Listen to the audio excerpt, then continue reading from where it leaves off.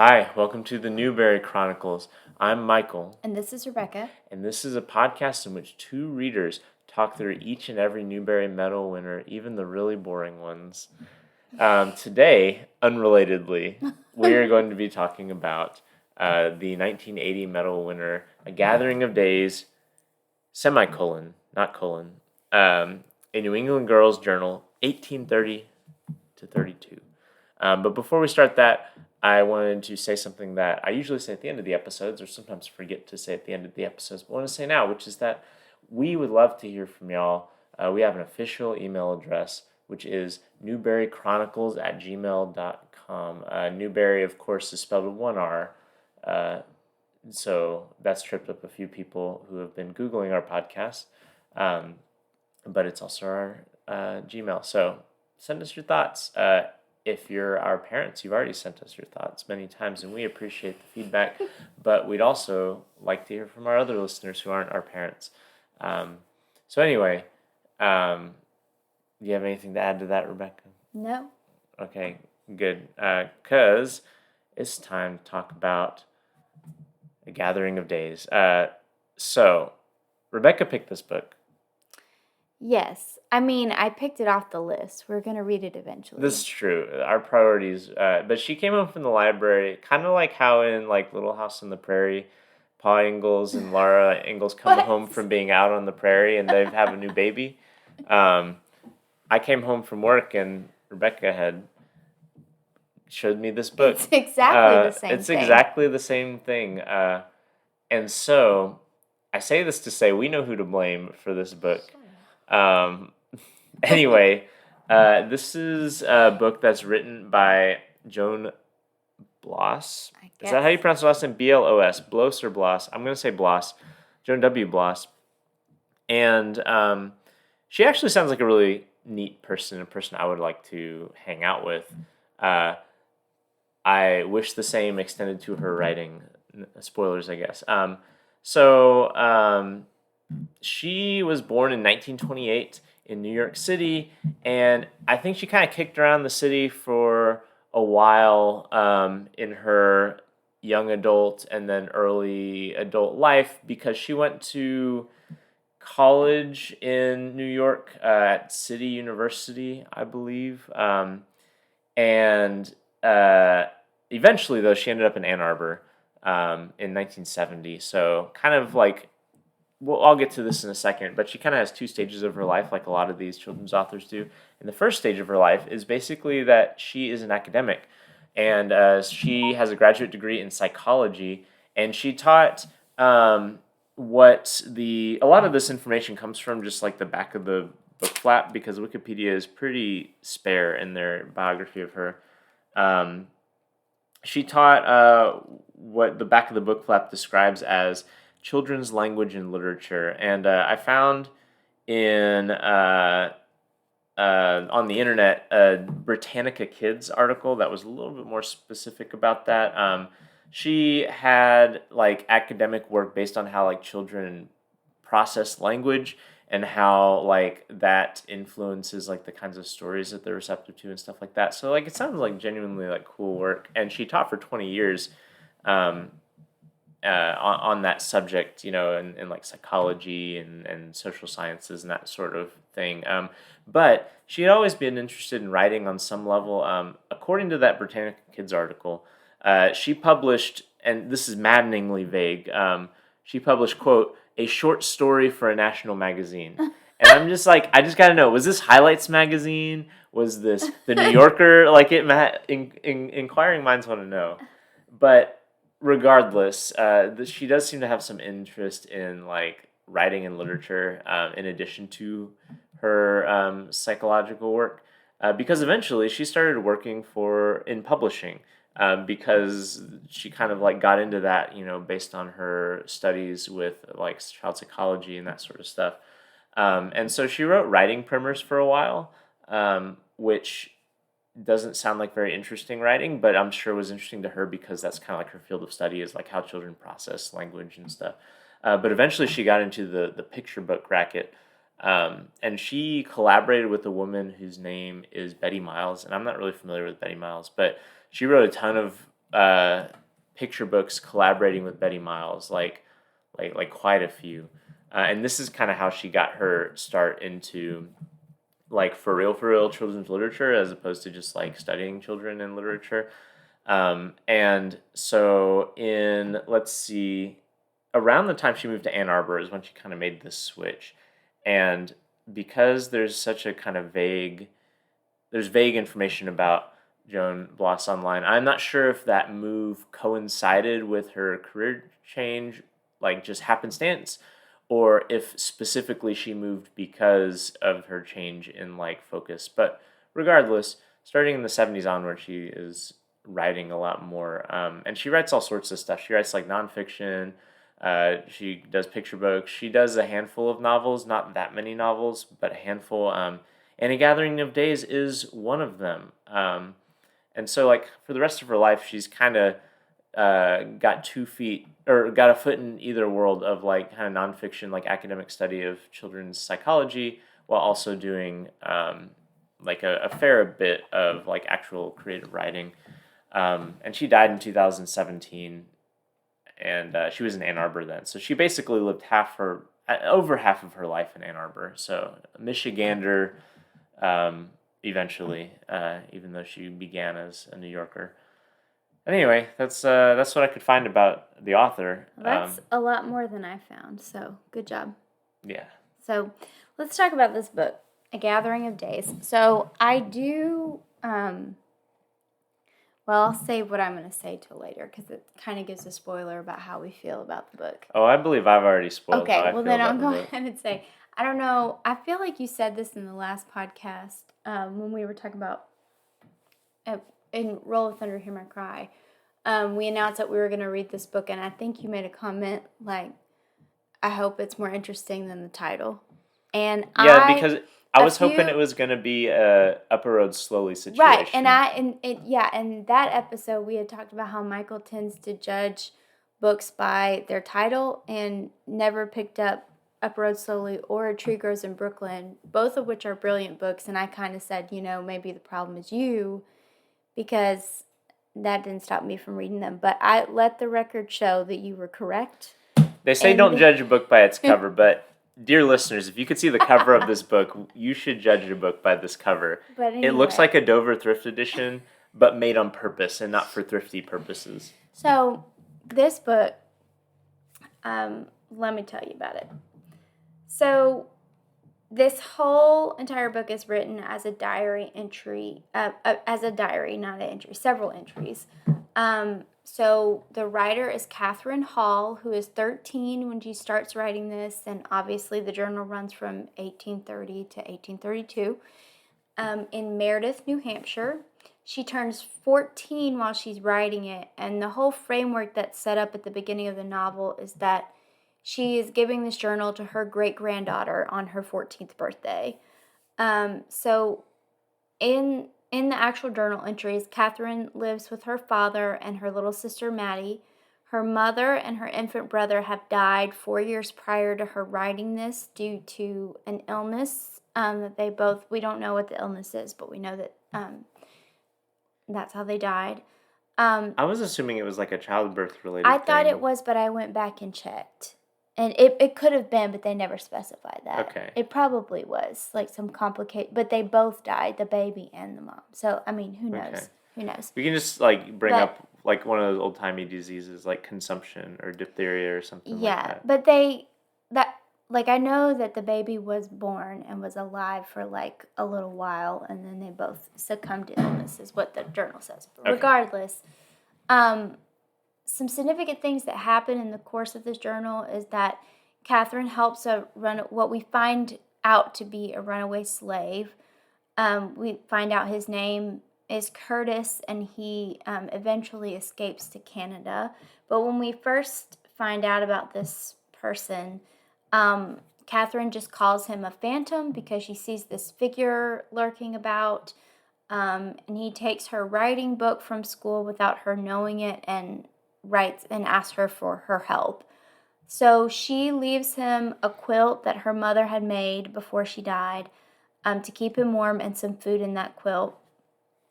some other things that happen in this book is her father remarries, and her father and stepmother find out about what she's done, and like, it's not really framed as a consequence, but it definitely looks like a consequence. She has to replace the quilt that she gave away.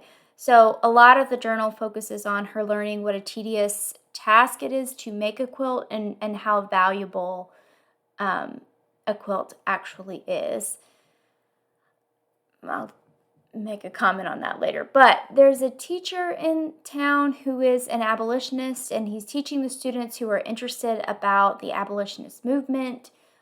Slavery and freedom are really big themes that play throughout the book, as much as you have any themes going on in this book, as much as you can say that there is a big theme, that is one of them.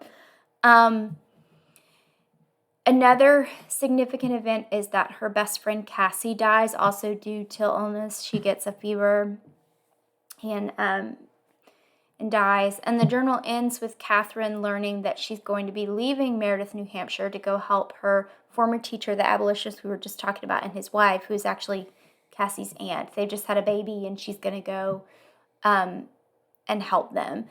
This book is hard to summarize because it's not. There's not really a plot. It really is just a compilation of diary entries. It is truly a gathering of days. It is really a gathering of days. Let me read. And this is kind of a pretty line, but where the title comes from is this line in Catherine's journal entry that says, "This year, more than others, has been a lengthy gathering of days wherein we lived, we loved, were moved, learned how to accept." Kind of like live, laugh, love. Like how we both came to that conclusion together. But anyway, that is a gathering of days. I hope I gathered them appropriately. I would say about as much as you can. So I guess we'll switch to the things that we liked and disliked about this. So here's what I liked, and this is more of it would be strong to say I like this element of it, but maybe admire. Things I admire about this book is that the author is incredibly committed to the bit. Like, this truly feels as if I just got on like JSTOR or something like that and came across an old, like, someone scanned in, like, a like journal of somebody's. And I think that, like, a lot of books that purport to be journals kind of eventually shape themselves into conventional narratives, and this refuses to. Like, the entire book is exactly as if you would read it in a journal, to the point where like, there's not a lot of exposition or description of like what kind of life is being lived outside of like the normal things people would talk about, because the author is living in this time, so she doesn't feel the need to explain, like Laura Ingalls Wilder style, like every single detail of their lives. She is simply describing like the things that stood out to her, and so sometimes there's like weird gaps.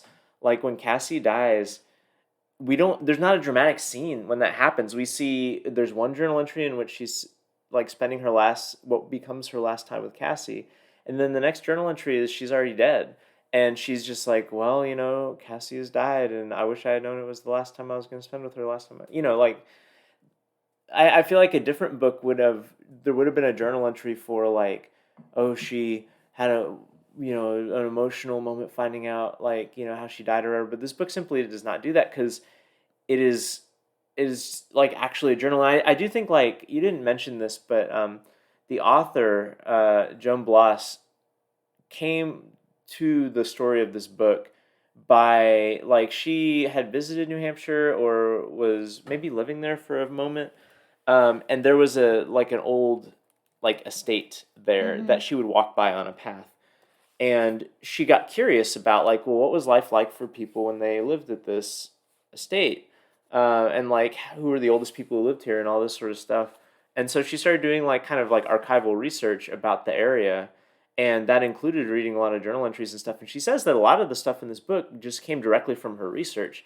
And that completely makes sense. Like, there's stuff in here that's just like, oh, here's a random interesting tidbit about, like, for instance, this guy who stole some stuff and then went away and then came back as a duke to repay. Was it a duke? Count. A count to repay his debt. Like, it is completely random. Which is not the same guy that she helped. That's not the runaway slave. No. This is, I think, I know. presumably a white person. I was just clarifying. Or even the runaway slave bit, like that. Just the structure of it is very weird. And I think like this works almost as like as a piece of pastiche. Like the author is trying to make a document that you might have found in actual archival research, and it's impressive that she just commits to it. Like, it is what it is, and I don't know. Like, that is something. There's something to be said about that she is successful in doing it.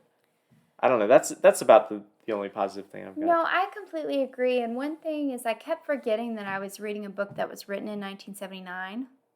So I do think she has a true commitment to the form and really getting, I would say the voices, but they're not even voices, but like getting, I don't know, the tone, like the language and the syntax of like Catherine is very dated. And so, which makes sense given her academic background. Right. Not to where you can't understand it and not to where a child couldn't understand it, but she does what she's doing well. You know, I just don't find it very interesting. Yeah, to what end? You know, it's like you've seen Jurassic Park, right, Rebecca? Yeah. Do you remember the? No, I don't remember anything. Okay, well, you might have seen this meme, but you were so interested in whether you didn't decide about whether you should have done this. Exactly. So I just mean, like it worked cloning, out in her favor. She won some awards for this book. She did, not just the Newbery Medal, but also the National Book Award has a children's book category, and she won the 1980 National Book Award too for children's literature, and that's astounding to me, to be honest. It's astounding because let's switch to the negatives. Okay, you go ahead. It's your turn. This is my least favorite book we've read so far.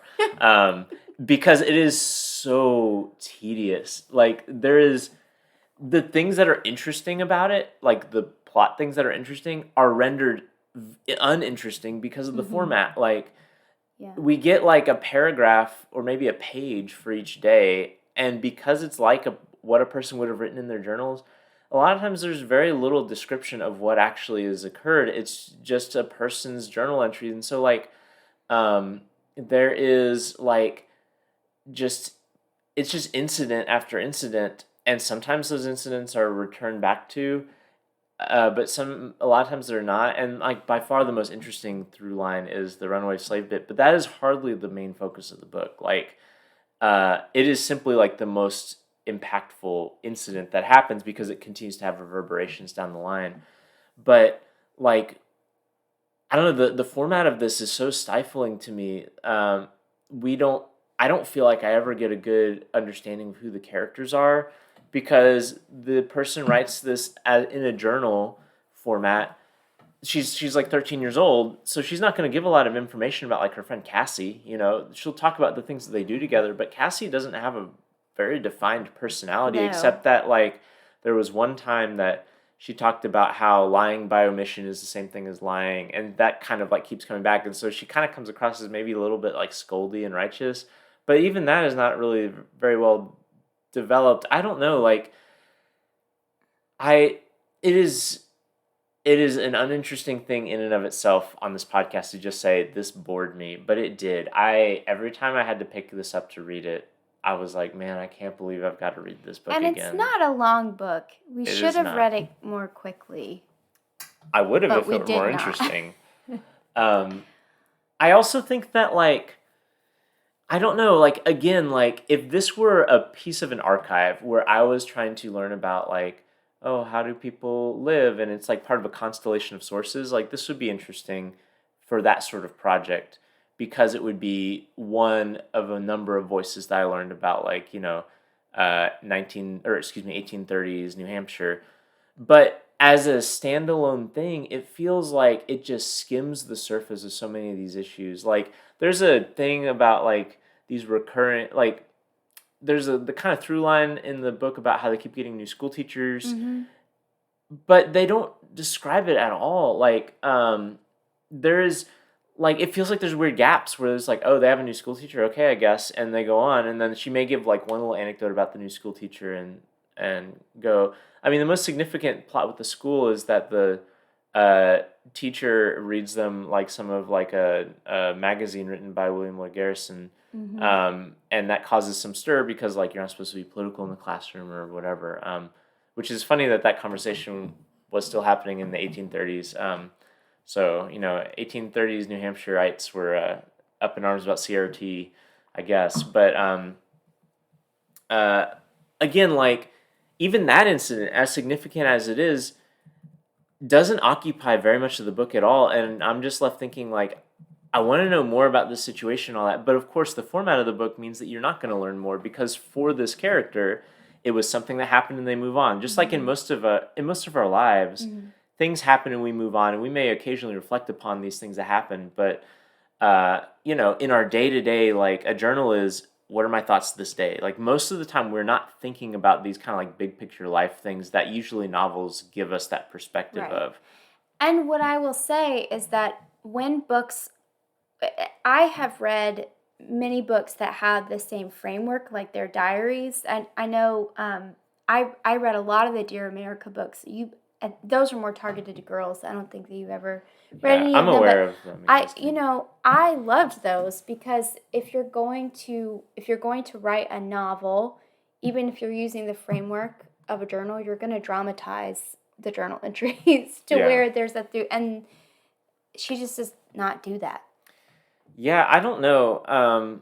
It's weird to me that this is so acclaimed, and uh, you and I like looked at like other books that were published this year, and there's like some fairly, I mean, we don't have like the Charlotte's Web of this year or something like that, but it's like books that like I think are we do. more Well, I'll significant. talk Like about there's that when a it's my turn. Beverly Cleary book that came out, like one of the Ramona books comes out this year, and stuff like that. That I don't know. I mean, that's certainly a more conventional book than this, but in terms of like, do I have good memories of that book? Did I enjoy reading that book? Like, definitely more than that. But like, this like swept awards, like National Book Yeah. Award, like Newbery Award, like significant acclaim, but zero like cultural legacy, and Mhm. also like returning to it, kind of hard to figure out like why did this Mhm. captivate people like it did, especially like let's consider like Roll of Thunder, Hear My Cry, like 1977, right? So only a few years before this.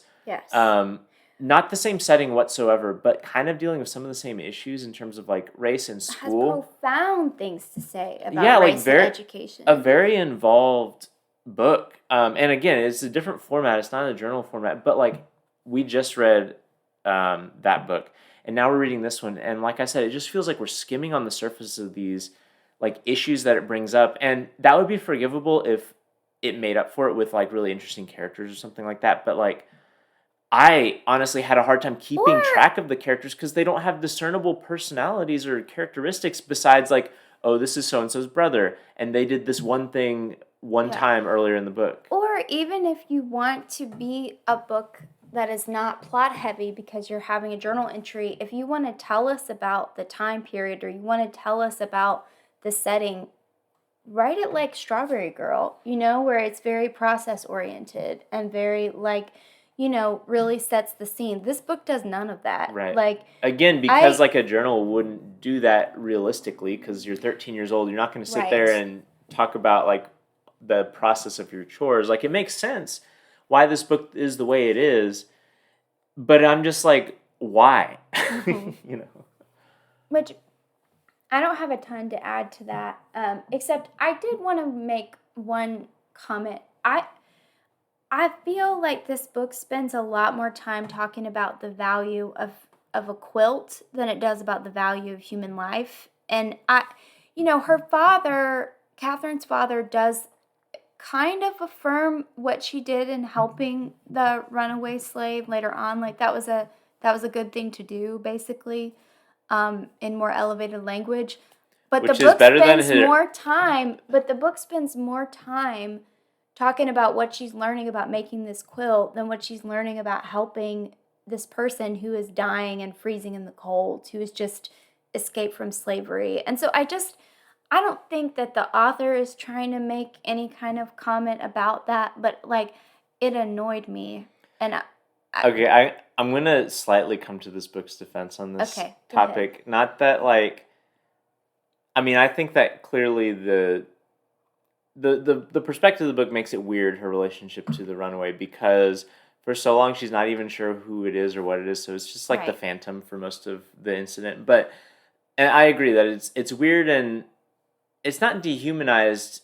It's not dehumanizing, but it's like there's not any space for the humanity of Curtis because of the perspective of the book. But also, like, okay, so right around the time when they're helping the runaway, and he's not yet escaped to Canada, there's a thing where the runaway is taking pies from windowsills as they're cooling so that he can eat. Hmm. Um, but one of the other boys who knows that the runaway is doing this because he's helping Catherine with this, he is the one that everyone thinks has been stealing these pies. And so then he gets in trouble for doing this, Hmm. but he refuses to say anything because he knows that he's not going to sell out this dude who's trying to escape. And he's like, it's worth more for me to take the heat than to, or whatever. This guy's life is more important than me taking the heat or whatever. And I think that like maybe what's happening with the book and this quilt is that like it's not like Catherine is like atoning for the sins of slavery or anything like that, but there is a, I don't know, like I think that she never regrets helping the guy, and so like it's almost as if like the labor of making this quilt was worth, like it's a sacrifice worth making. Like I think there's a Yeah. small implication that that's the case. Again, like this book doesn't go into a lot of detail, but because there's that earlier story about the dude taking the heat for the stolen pies, I feel like that there's an element of that with her making the quilt and focusing on the labor of the quilt, just almost as if to say like I don't regret what I did. This is worth helping Her someone. parents know what she did at that point, and I have problems with them, but it's not really a critique of the book. It's Doesn't just I her don't. mom like cancel their newspaper because it's pro abolition or No, it's something? not because it's pro-abolitionist, but basically they compare the Nat Turner revolt to The Revolutionary American. War. Yeah, Yeah. Oh yeah, yeah, I forgot about that. Yeah, you're yeah. right. So, but then also her dad has that statement at the beginning where he's talking to her Uncle Jack about like I think they're talking about an indentured servant that escapes, and he's like, well, if he escapes and you know about it, you gotta return him. You gotta take him back. Like it's only Yeah. fair. It's and Catherine's like, people think he's harsh in this, but I just see it as honor. I'm like, okay, well, all right. Is that before or after she meets the runaway? It's before. So that's probably like her challenging, I do think there's some a little bit of character development in terms of her figuring out like, oh, everything my father says is not all that there is. I do think there's some elements of that, but like I don't know. I do not like this book. Me neither. And it's it's just not very interesting. I don't think it has anything important to say. Um Yeah, and I did want to talk about two other books that I read that year, 1979. Um, One is Ramona and Her Mother, which is a brilliant book, as are all the Ramona books. But there are certain scenes that I still think of to this day. Do you remember that scene where Ramona thinks her pajamas are so comfortable and she doesn't want to take them off, and so she wears them under her clothes, Oh and then yeah, she I gets to school do. and she's so hot and she's embarrassed and then she's like, I can't take my pajamas off because I don't have on any underwear, Yeah, that and is her like teacher like works through all of that with her. I think of that scene all the it's time, such an like amazing and memorable little detail of like again like child psychology. Like it makes yes, sense like how you would get there, and like people do this all the time, but especially kids where you want to do something but don't really like think through yes. the full consequences of it, and then you're stuck with what you did. Like I don't know. I love this book so much, but that is not the only book I wanted to talk That's about. a more interesting detail than any single incident in a gathering of Exactly, days. exactly, and we've never forgotten it, never ever. So the other thing I will say is the book that came closer than Ramona and Her Mother, much closer to being nominated for the Newbery that year, is The Road from Home by David Carradine, which I have read. Neither of us had read this book before, if you can't tell. Um, But The Road from Home, David Carradine, it is also historical. It's actually historical nonfiction, but it's written as a novel. So basically, he's writing the story of his mother that escaped from the Armenian genocide. So first of all, it's a wonderful book. Has had a lot more lasting impact because a lot of schools still like have it for required reading today. I don't remember a ton about the book except that I really enjoyed it. And anyway, so I don't know why that one didn't win. Was that an honor book? Mm-hmm. It was the only honor book. Yeah, usually there's a handful of honor books. It was just like these runner-ups, runners up, and yeah, I don't know. So I don't know what they. This is really a shout out to Michael's dad because he's told us what we should also talk about is the books that should have won that didn't, and this is the only one that I know of that I think should have won so far that did not.